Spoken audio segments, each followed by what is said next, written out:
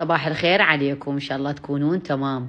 قبل شوية نزلت فيديو لأغنية شيرين وتجاعيد وجهي كلها اللي موجودة واللي برقبتي واللي بوجهي. طبعا بتشوفوني بالحقيقة يعني ما تبين لأنه أني بدي أقرب هواية على الكاميرا. حبيت أقول لكم بعدين سويت فيديو ثاني، لبست، غسلت، مكيجت، عملت شعري، زبطت نفسي، حتى أقول لكم أنه مو بالتجميل وتلعبون بالوجه، تكونون حلوين. ضبطوا شعركم، ضبطوا مكياجكم، اشتروا مكياج يكون مرتب، لا تشترون هواية ملابس اللي يلوق لكم، تطلعون أجمل الناس. صدقوني، وحافظوا على صحتكم وحافظوا على أسنانكم وحافظوا على كل شيء، بلا هالتجميل وبلا هالشغلات، لأنه يعني ما فت يوم شفت وحدة عاملة تجميل طلعت حلوة. طبعا أعتذر بس أحبكم هواية. يعني ما حدا حبني قد هاي. يعني أنا ابني من جابها نجيبة قلت له ما أريدها، كانت صغيرة، هسه ما أقدر بدونها، مدللة مدللة، أموت على الحب. هي تحبني، هي تحبني، هي تخاف علي، هي تسأل علي، وج عيني وج عيني، وج أموت على الحب. ولا أموت أحسن مصورة تصور وتحب الأفلام والفيديوهات. هاي صديقتي، هاي حبيبتي، هاي اموت اني تشوفوا الحضن. انتوا شايفين هيك حضن؟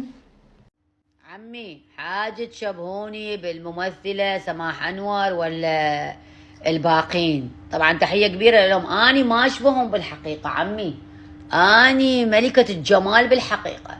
ايش بيكم؟ تعالوا شوفوني لايف، شوفوني لايف، مو مثل ما تشوفوني هنا. شوفوا ايش قد اقرب وجهي، لانه عندي ثقة بنفسي، يعني ما اشبههم. اني اشبه الاميرة ديانا واحلى، وراح اعيد واكرر واحلى. طبعا مساء الخير عليكم، ان شاء الله تكونون تمام.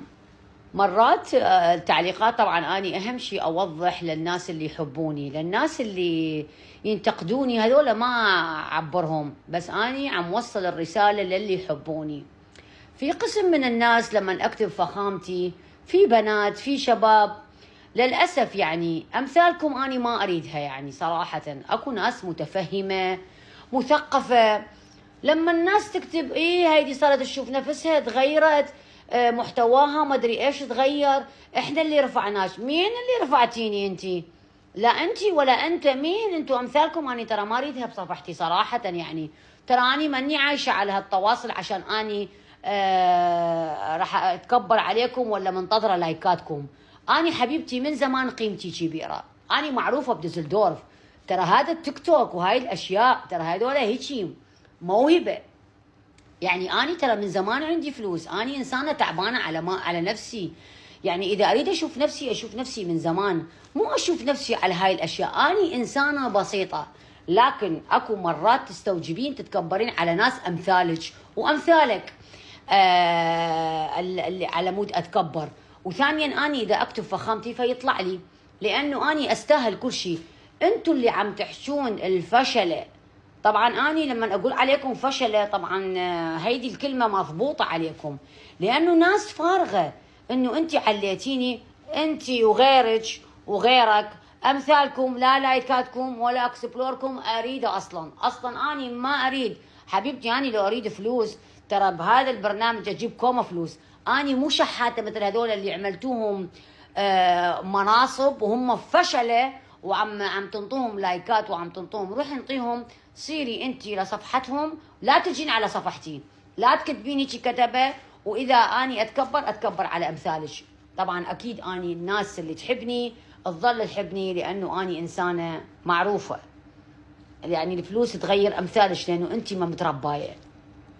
طبعا اريد احكي بموضوع سالتني سناء الحمداني، طبعا تحيه كبيره لها، خلف الكواليس. ايش قالت لي؟ قالت لي بهايدي التيك توك انت عم تحصلين فلوس؟ قلت لها لو غيري بهاي 1,700,000 كان عمل بلاوي، بس اني بالنسبه لإلي قيمتي كبيره. اني هيدي الشغلات الفتافيت اللي عم يركضون وراها العالم. في ناس 10,000 عنده ولا 100,000 ولا 50,000 مشاهد الفولو، ما يتحكى قال أنا مشهور. أي مشهور؟ والله لا يكون عندك مليارات، مشهور شنو؟ احنا ناس عادية، يمكن المحبوبين نكون لقسم، لكن وين ماكو واحد جاي يطلع رياجيل طول عرض، بنات شباب. هسه انا بنات مو مهمين انتقدهم، بس مو هالانتقاد للكبار اللي عم يطلعوا لايفات، ادعمني وشير لي وكبس لي. زين انت ما تستحي؟ ما هي دي شحاته يعني. خوب انت قول انطوني فلوس، اوقف بالشوارع مثل هذول العالم اللي عم توقف وشحت الفلوس، كبس وشير على مال من؟ يعني اني هاي الناس اني ما اعرف. يعني لما تكون انت قيمتك كبيره، يعني لما العالم مرات لما تحكي تقول علي طلبوكم قنوات محترمه. سؤال، انتوا يعني هذول كلهم اللي عندهم اكسبلورات واللي عندهم شغلات، خلوكم ثقال. اني لما اسوي دعايات للعالم اسويها ببلاش، لانه اذا انطاني مبلغ بسيط راح يروح يفضحني، راح يروح يقول انا انطيت له هاي ومش. ترى الانسان قيمه، اذا قيمتك راحت انت رحت. لانه احنا كلتنا ان كان شباب ولا ان كان نسوان ولا ان كان بنات عم نمثل بلدنا بهذا التواصل. وصلت ولا ما وصلت؟ في كثير ناس عم تجي عندي للمطعم وعم تسألني انه صرت اقدم شوية شغلات توعية. طبعا اكيد اني لا مني مصلحة اجتماعية ولا راح اغير العالم، بس اللي طلبوه مني هواية من الرجال، لانه حتى انصح النسوان المرأة العربية عامة. وهيدي طلبوها لانه اني مني عدوة الرجال، بالعكس اكو رياجيل اني احطهم على راسي وبوسة لهم، واكو رياجيل رادلهم دعوسة ادعوس عليهم. واكيد انواع من الرياجين ما يقبلون. مثلا عندك انت يا مرة لما يكون عندك اولاد يجي رجلك يضربك ويقتلك، ان كنتي بدول اوروبيه ولا كنتي بالدول العربيه، يضربك ويقتلك وياخذ فلوسك وفلوس جهالك ويروح يلعب بيهم قمار ويشمشم ويحشش. اسمه الرجال عندي بالبيت. المهم على مود اولادي. انت على من تضحكين؟ انت ايش راح تطلعين اولادك لما يضربك ويقتلك قدامهم؟ ها، ويقل ادبه عليك. ولا اني لازم الزمه هاي من قميصه، شفتي هذا قميصه وسحله سحل مثل ما كان يسحلك. لانه اكيد كثير من الرياجيل ما يقبلون على خواتهم هيك يصير. هاي اذا كانوا رياجيل محترمه، لكن الرياجيل الفاشله والطايح حظها اكيد راح تقبل اللي عم يصير، لانه هو هيك اساسا. فاني انصحك لا تقولي لي هاي جا تحكي الظروف وما الحياه، لا تزربي لك يومية واحد، مع احترامي لإلك عفوا بهذه الكلمة، لأنه موضوع يعني يومية مخلفط لها واحد على مدمنه. تلزميه ولا خايفة عليه ولا يعني انت دا تشوفين رجلك فاشل وتافه وطايح حظه، جاية يومية تخلفي لي واحد. هذا شنو؟ بس فهميني هذا شنو؟ وصلت ولا ما وصلت؟ صباح الخير عليكم. خل اعدل كفشتي احلى شيء. اكو قسم من الرجال، طبعا اكيد اني اكو رجال قلت لكم بوسات. اكو قسم من الرجال لما يسمعون انه هذا الرجال اهتم بمرته وجاب لها سياره واشترى لها ويسافر ويجيب لها هدايا ويجيب لها غراض ويعاملها احسن معامله. الثاني شو يقول هذا الرجال اللي قليل الادب، اللي عامل معامله مرته مو زين على اساس انه هو رجال، المراه ما لها كلمه.